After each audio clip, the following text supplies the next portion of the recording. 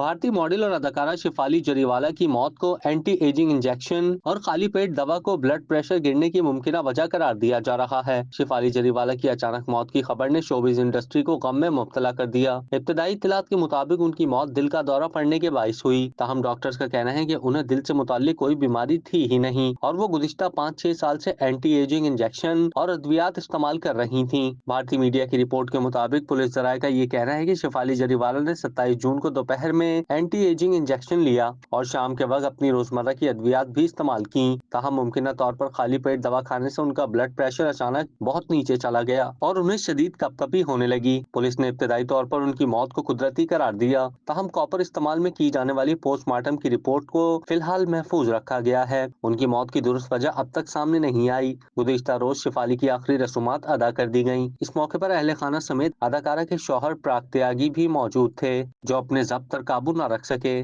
प्राग त्यागी ने मीडिया से हाथ जोड़कर दरख्वास्त की कि इस मुश्किल वक्त में उनकी प्राइवेसी का एहतराम किया जाए। क्या आप कारोबार की तशहीर चाहते हैं या सोशल मीडिया प्लेटफॉर्म मैनेज कराना चाहते हैं तो देर कैसी, अभी राब्ता करें ओनली न्यूज की टीम से। हमारा कॉन्टेक्ट नंबर आपकी स्क्रीन पर है।